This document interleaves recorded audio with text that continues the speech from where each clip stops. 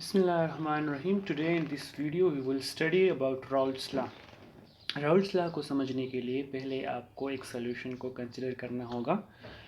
एक सोल्यूशन में हमारे पास दो पार्ट्स है, दो कंपोनेंट्स है। एक हमारे पास एक वोलेटाइल कंपोनेंट है, एक वोलेटाइल सॉल्वेंट है, और दूसरा हमारे पास एक नॉन वोलेटाइल सॉल्यूट है।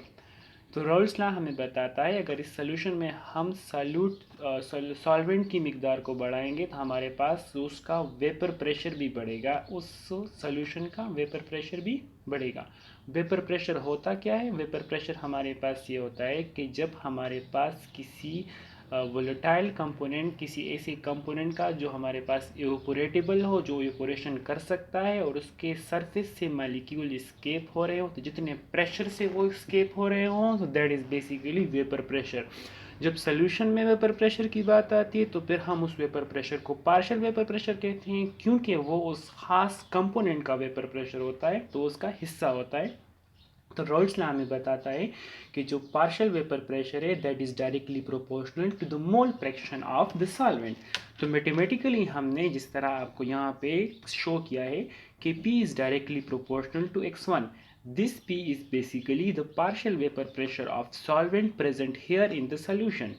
नाउ ये हमारे पास जो इक्वेशन बन गया P is equal to P naught x1. So what this P naught is actually, this is basically the vapor pressure of pure solvent. जो प्योर सॉल्वेंट सोल्यूशन बनने से पहले जो हमारे पास इसका वेपर प्रेशर था वो हमारे पास P naught था। जब सोल्यूशन बन गया तब उसका वेपर प्रेशर हमारे पास P हो गया, और उस वेपर प्रेशर को हम पार्शियल वेपर प्रेशर का नाम देते हैं। तो ये जो हमारे पास इक्वेशन 1 बन गया, this is the first form या the first mathematical form of Raoult's law. Now the next one is here, अगर हम उस पहले वाली इक्वेशन में x1 को रिप्लेस कर ले, सॉल्वेंट को रिप्लेस कर ले, और उसमें सॉल्यूट को ऐड करना चाहे, तो हम कुछ इस तरह कर सकते हैं कि हम जानते हैं किसी भी सॉल्यूशन में या किसी भी मिक्सचर में जो कंपोनेंट्स मिक्स्ड है उनके तमाम के मोल फ्रैक्शन के सम से हमारे पास यूनिटी आती है या 1 आता है। तो उससे हमने x1 की वैल्यू फाइंड कर ली और x1 की वैल्यू हमने इक्वेशन 1 में पुट कर ली। तो ये हमारे पास P नॉट 1 के साथ मल्टीप्लाई होगा तो हमारे पास P नॉट ही आएगा, और P नॉट जब x2 के साथ मल्टीप्लाई होगा तो हमारे पास P नॉट इंटू x2 आ जाएगा। अगर इस P नॉट को मैं उस साइड पे ले जाऊं तो हमारे पास ये P नॉट बन जाएगा P माइनस P नॉट। मतलब ये है कि P नॉट का साइन माइनस होगा, और यहाँ पे भी एक माइनस का साइन आपको दिख रहा है, तो यहाँ पे भी इससे पहले भी हमारे पास माइनस का साइन होगा। लेकिन हम क्या करेंगे, हम उसको इन दोनों साइड्स को माइनस पे डिवाइड करेंगे, तो ये हमारे पास बन जाएगा प्लस, और ये भी बन जाएगा प्लस। तो हमारे पास इक्वेशन आ जाएगा P not minus P is equal to P not into x2। तो जो P नॉट माइनस P है इस is basically the change in vapour pressure. Change किस तरह है? चेंज इस तरह है कि P नॉट तो प्योर सॉल्वेंट का था, और जब P बन गया तो ये सोल्यूशन में बन गया। तो आया ये प्रेशर कम हुआ है या ज़्यादा हुआ है उससे हमारा कोई काम नहीं है, लेकिन चेंज हुआ है। So this change is denoted by delta P। Delta P is equal to P not into x2। This is equation 3। Equation 3 is basically the change in vapour pressure. ये रिप्रेजेंट करता है चेंज इन वेपर प्रेशर का, और ये हमारे पास dependent upon temperature है। अच्छा, next हमारे पास है, अगर हम इस P नॉट को नीचे ले आए, मतलब उस साइड पे ले जाएं, क्रॉस मल्टीप्लाई कर ले, तो हमारे पास जो टर्म बन जाता है delta T divide by P not. So this is basically relative change in vapour pressure. So this is independent upon temperature. इसका आसान मतलब ये है कि जो सादा चेंज है, जो सिंपल चेंज है, तो आप समझ जाएंगे कि जब आप टेम्परेचर बढ़ाएंगे तो वेपर प्रेशर बढ़ेगी, तो चेंज इन वेपर प्रेशर ज़्यादा होगा।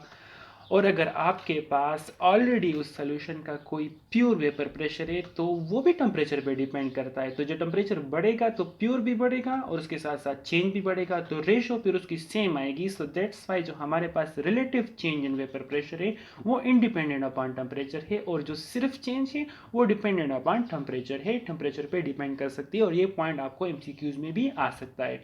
अच्छा, अब हमारे पास एक और फिनोमेना यहाँ पे दिख रहा है। इस इक्वेशन को अगर आप देखते हैं तो इसमें हमारे पास change is equal to the pure vapour pressure into x2।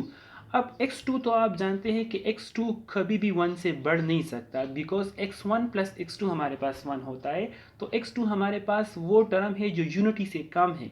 तो जब जो चीज़ हमारे पास यूनिटी से कम हो, फॉर एग्जांपल जैसे ये हमारे पास 0.5 है और जो हमारे पास प्योर वेपर प्रेशर है फॉर एग्जांपल वो हमारे पास 2 है, तो जो 2 को हमें मल्टीप्लाई करना हो 0.5 के साथ तो उससे 1 बन जाता है। तो जो हमारे पास प्योर सॉल्वेंट होता है तो उसका वेपर प्रेशर ज़्यादा होता है, जब आप उसमें सल्यूट डालते हो तो फिर उसका वेपर प्रेशर कम हो जाता है। सो हमारे पास जो इक्वेशन 3 है ये हमें ये भी दिखाती है कि the vapour pressure of solvent upon addition of solute, वैसा सल्यूट जो हमारे पास नॉन वोलेटाइल हो उससे हमारे पास सॉल्वेंट का वेपर प्रेशर कम हो जाता है। ग्राफिकल एक्सप्लेनेशन कुछ इस तरह है इसका। ये हमारे पास एक ग्राफ है, फॉर एग्जांपल यहाँ पे हमारे पास दो ग्राफ से एक हमारे पास पी ए है पी बी है।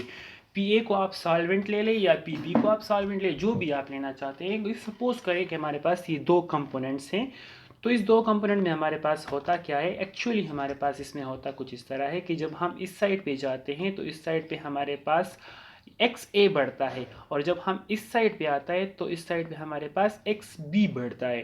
तो जो भी कंपोनेंट हमारे पास जिसका मोल फ्रैक्शन बढ़ता है तो उसका वेपर प्रेशर भी बढ़ता है, जिस कंपोनेंट का मोल फ्रैक्शन बढ़ता है उसका वेपर प्रेशर भी बढ़ता है। और जब हर एक पॉइंट में हम उसके दोनों के वेपर प्रेशर को ऐड करते हैं तो वो हम एक बोल्ड लाइन दे देती है जो ऊपर है हमारे पास। तो ये हमारे पास जो बोल्ड लाइन है ये हमारे पास एक्चुअली डिनोट करती है the vapour pressure of solution जब मिक्स होते हैं, मतलब कंपोनेंट मिक्स अप होते हैं। और जब अकेले अकेले होते हैं तो ये जो डॉटेड लाइन्स है तो ये हमें वो अकेले या प्योर वेपर प्रेशर हमें दिखाते हैं।